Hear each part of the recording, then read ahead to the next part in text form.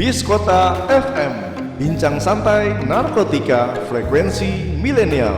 Saksikan live streaming via Facebook dan YouTube BNNK Bima.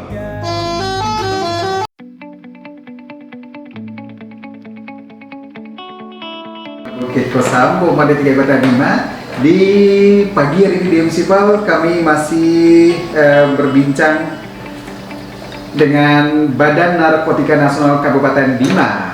Di studio kami sudah hadir Bapak Arya Nurullah, perwakilan dari BNNK Bima.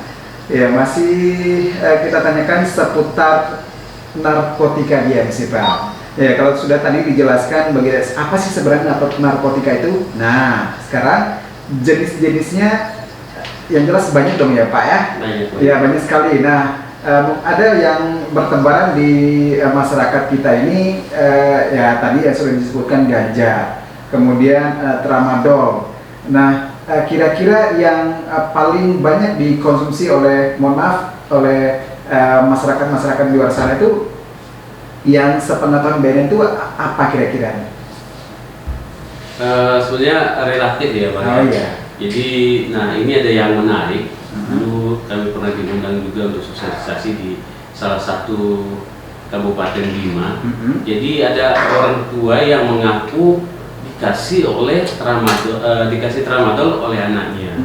Nah ini maksudnya apa? Anaknya membentuk sebuah sugesti bahwa ketika menggunakan obat ini, bapaknya yang pergi berladang itu bisa kekuatannya bertambah. Misalnya mungkin hari kemarin yang cuma seharian ya 1 are gitu kan. Jadi kalau pakai itu sugestinya bisa berhektar-hektar dalam berladang maksudnya begitu. Nah ini yang sesat di masyarakat ya. Jadi lihat kesempatan ini kami menghimbau untuk tidak menggunakan narkoba atau menyalahgunakan obat-obatan tersebut. Oh iya. Nah, tergantung. Kemudian di beberapa tempat juga ada yang sabu-sabu, dan itu datanya mungkin tidak perlu kami sebutkan di sini, tapi untuk lebih anunya bisa kita sharing aja di luar. Nah, tapi sedikit Bang Adi mau lanjut. Jadi tadi kan narkoba adalah narkotika, psikotropika, dan bahan adiktif. Nah, psikotropika ini adalah zat atau obat baik alamiah maupun sintetis, tetapi ini bukan narkotika yang berhasil psikoaktif melalui pengaruh selektif pada susunan saraf pusat yang menyebabkan perubahan khas pada aktivitas mental maupun perilaku seseorang. Kemudian jenis-jenisnya ini di psikotropika golongan 1 ini menyebabkan ketergantungan Bang Aldi. Iya. Ya. Ini misalnya ekstasi, LSD, dan lain-lain. Kemudian di golongan 2 ini berpotensi tinggi menyebabkan ketergantungan, tapi digunakan amat terbatas dalam bentuk terapi. Nah, contohnya amfetamin, metamfetamin, dan ritalin. Kemudian di golongan 3 ini berpotensi sedang menyebabkan ketergantungan nih Bang Aldi. Digunakan dalam terapi. Nah, contoh pentobarbital. Kemudian terakhir berpotensi ringan menyebabkan ketergantungan. Nah, ini sangat luas digunakan dalam bentuk terapi, misalnya diazepam, kemudian barbital, dan nitrazepam. Nah, terakhir kemudian ada yang namanya bahan adiktif. Bahan adiktif ini adalah bahan lain, bukan narkotika ataupun psikotropika, tetapi penggunanya dapat menimbulkan ketergantungan nih Bang Aldi. Nah, Bang Aldi termasuk juga kayaknya nih pengguna ini. Contohnya nih kopi. Bang Aldi suka kopi nggak? Kopi, kemudian solvent, kemudian rokok, alkohol. Nah, itu termasuk bahan adiktif yang bisa menyebabkan ketergantungan Bang Aldi. Oh iya. Nah, kemudian ini yang perlu kami sampaikan, dampak-dampak narkoba itu stimulan, depresan, dan halusinogen. Nah, kebanyakan mereka pengguna itu memacu kerja otak, meningkatkan aktivitas tubuh. Nah, itu masuk ke stimulan. Kemudian dampak narkoba selanjutnya adalah depresan, menghambat kerja otak dan memperlambat aktivitas tubuh. Kemudian kadang orang jadi mengantuk, kadang-kadang orang yang maksudnya periang tiba-tiba menjadi tenang, kemudian stres, dan lain-lain. Nah, ini penggunanya jenisnya opium, morfin, dan heroin. Nah, terakhir ini halusinogen, membuat daya khayal atau mereka berhalusinasi. Nah ini mereka menggunakannya dalam bentuk tadi ganja, LSD atau jamur.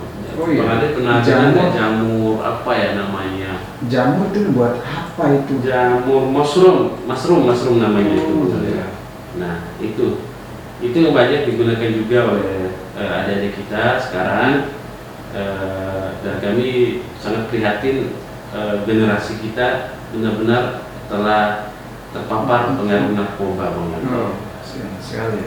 Iya, memang tidak bisa kita pungkiri ada banyak hal yang terjadi di luar sana yang memicu seseorang ataupun kelompok untuk terjun di dunia tersebut ataupun terperosok dalam hal-hal yang seperti itu, Pak Ali.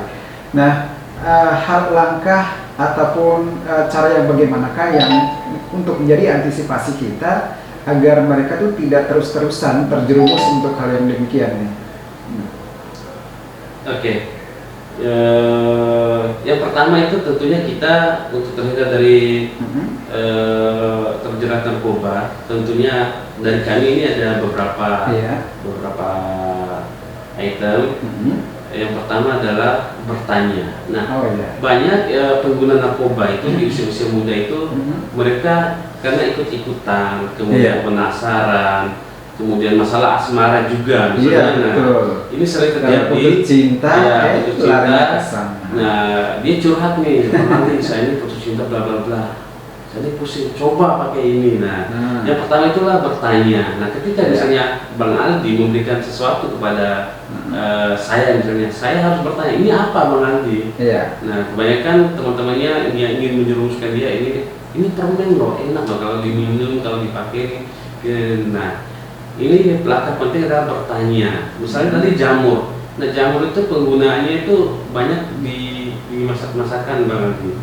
Nah, bisa aja kita sambil curhat kita makan nih, ini aku buat mushroom, ini dari jamur ini. Nah itu bisa memberi dampak halusinogen nanti Bang Aldi. Nah kemudian yang kedua adalah berani katakan tidak. Kalau memang adik-adik atau DMC people benar-benar pasti ini adalah narkoba, katakan tidak saja. Ya karena sebenarnya ini adalah proxy war menurut kami. Jadi mungkin zaman dulu itu perang itu menggunakan fisik. Nah mungkin sejarahnya kita Indonesia yang dulu kita dalam pelajaran sejarah kan hanya menggunakan bambu runcing. Nah, tetapi kita bisa mampu mempertahankan negara kita tercinta. Nah mungkin sekarang orang-orang luar sana yang ingin menjajah kita itu sudah tidak menggunakan war fisik, tapi proxy war. Mungkin dilemahkan dulu generasinya lewat narkoba, lewat apa segala itu. Kemudian pergi meninggalkan rekan-rekan yang sedang melakukan pesta narkoba misalnya.